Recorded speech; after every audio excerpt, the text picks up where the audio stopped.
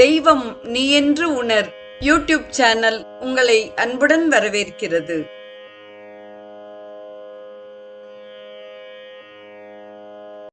வாழிய செந்தமிழ். அன்பு நிறை உள்ளங்களுக்கு அன்பார்ந்த வணக்கங்கள். இன்றைய நிகழ்வில் காசி ஸ்தலத்தில் உள்ள முருகப்பெருமானுக்கு அருணகிரிநாதர் பாடிய திருப்புகழையும் அதற்கு வாரியார் சுவாமிகள் கொடுத்த விளக்கத்தையும் நாம் காண இருக்கிறோம். வேழமுண்ட விளாக்கணி அதுபோலே மேனி கொண்டு வியாபக மயிலூரி நாலு மிண்டர்கள் போல் மிக அயர்வாகி நானும் நைந்து விடாது அருள் புரிவாயே. மாள அன்ற மணீசர்கள் கழுவேற வாதில் வென்ற சிகாமணி மயில் வீரா காளகண்டன் உமாபதி தருபாலா காசி கங்கையில் மேவிய பெருமாளே என்பதாக காசி திருப்புகழ் அமைகிறது. தொடர்வது இப்பாடலுக்கான பொழிப்புரை. தோற்றால் மாண்டு அழிவோம் என்று அந்நாளில் துணிந்து சமணர்களாகிய நீசர்கள் கழுவில் ஏறுமாறு திருஞான சம்பந்தரை அதிட்டித்து வென்ற சிகாமணியே, மயில் வீரரே, ஆலம் உண்ட நீலகண்டராகிய உமாபதியின் திருக்குமாரரே, காசியம்பதியில் கங்கை கரையில் எழுந்தருளியுள்ள பெருமிதம் உடையவரே, ஆனை என்ற நோய்வாய்ப்பட்டு வெறும் ஓடு மாத்திரமாய் உள்ள விளாம்பழம் போலே உடல் உள்ளீடு இன்றி ஓடாகி பெரிய மயல் கொண்டு எந்நாளும் கொடியவர்களைப் போல் மிகவும் அயர்வுற்று அடியேன் நொந்துவிடாமல் திரு அருள் புரிவீர் என்பதாக பொழிப்புரை அமைகிறது. தொடர்வது விரிவுரை. வேழம் உண்ட விளாக்கணி என்ற சொற்றொடருக்கு ஆணை என்பது ஒரு நோய். அது விளாம்பழத்தை பற்றும்.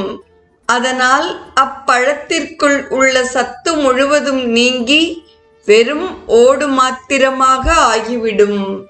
இதேபோல் தேங்காய்க்கு தேரை என்ற ஒரு நோயுண்டு. அந்நோய் கொண்ட தேங்காயும் ஓடு மாத்திரம் ஆகிவிடும். தேரையார் தெங்கில நீர் உண்ணார் பழி சுமப்பர் என்றார் பொய்யாமொழி புலவர். அதுபோல் உடல் மெலிந்து தவம் தியானம் முதலிய உள்ளீடு இன்றி வெற்று மனிதராக இருக்கின்றேன் என்று சுவாமிகள் கூறுகின்றார். அடுத்து வரும் சொற்றொடர் மாள அன்ற சமணீசர்கள் கழுவேற வாதில் வென்ற சிகாமணி என்பதாகும். மதுரையில் 7ஆம் நூற்றாண்டில் சமணர்கள் மலிந்து அரசனை தம்பசமாக்கிக் கொண்டு சைவத்தை அழித்து பல பல நியாயமற்ற செயல்களை செய்தனர். இறைவனுக்கு எம்மதமும் சம்மதமே. எனினும் எளியாரை வலியார் ஒருத்தால் வலியாரை தெய்வம் ஒருக்கும். பிறப்பொக்கும் எல்லா உயிர்க்கும் என்பார் திருவள்ளுவர். மனிதனை மனிதன் தீண்டக்கூடாது என்பதும் தீண்டினால் நீராட வேண்டும் என்பதும் அறிவியலுக்கு பொருந்தாதவையாம். அஞ்ஞனம் இருக்க சமணர்கள் திருநீறு பூசும் சைவர்களை கண்டால் கண்டுமுட்டு என்று நீராடுவதும், நீராடுகின்ற ஒருவனை மற்றொருவன் ஏன் குறிக்கின்றனை என்று வினவுவனாயின் பூச்சாண்டியை கண்டேன் என்று அவன் கூறியவுடன் கேட்டவன் உடனே கேட்டுமுட்டு என்று நீராடுவதும் ஆகிய இத்தகைய அநீதிகளை சமணர்கள் மேற்கொண்டார்கள்.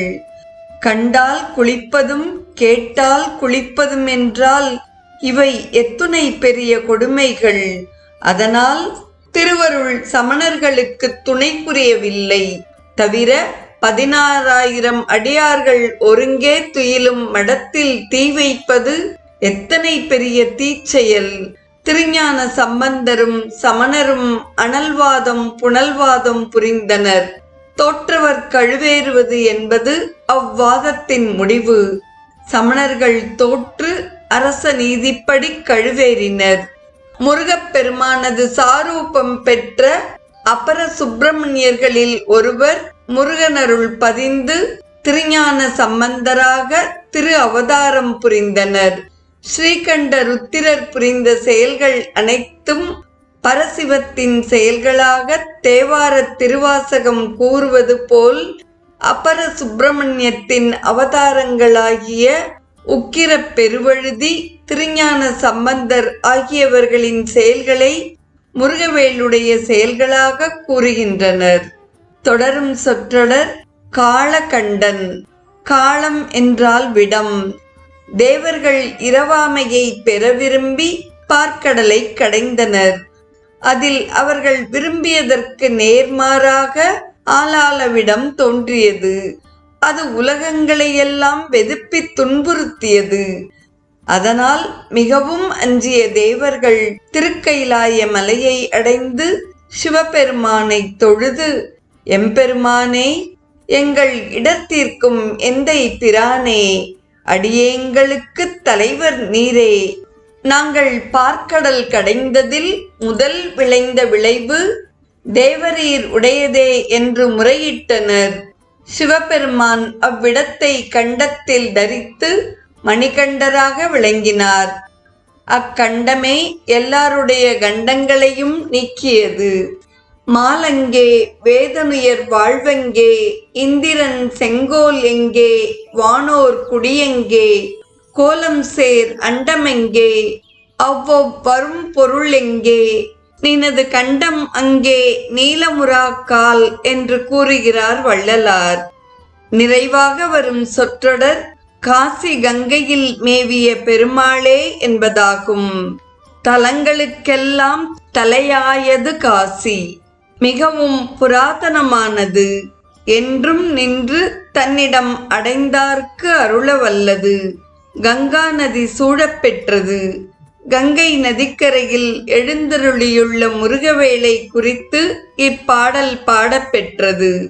திருஞான சம்பந்தராக வந்து சைவம் வளர்த்த மயில் வீரரே, சிவகுமாரரே, காசி மேவிய கந்தப் பெருமானே, ஆனை உண்ட விளாம்பழம் போல் நொந்து வாடும் அடியேனை ஆட்கொண்டருள்வீர் என்பது இத்திருப்புகழின் கருத்துரையாக அமைகிறது. இன்றைய நிகழ்வை கேட்டு மகிழ்ந்த அத்துணை நல்ல உள்ளங்களுக்கும் நெஞ்சார்ந்த நன்றி. மீண்டும் நாளைய நிகழ்வில் மற்றும் ஒரு அருணகிரிநாதரின் திருப்புகழை ரசித்து வாரியார் சுவாமிகளின் விரிவுரையை நாம் தொடர்ந்து சிந்திப்போம். வாழிய செந்தமிழ். தெய்வம் நீ என்று உணர் யூடியூப் சேனலை கேட்டு மகிழ்ந்த நீங்கள் உங்கள் நட்பு வட்டத்திற்கும் பகிர்ந்து தொடர்ந்து உங்களது நல்ல ஆதரவினை சப்ஸ்கிரைப் செய்து வழங்குமாறு அன்புடன் வேண்டுவது உங்கள் அன்பின் விசாலம்.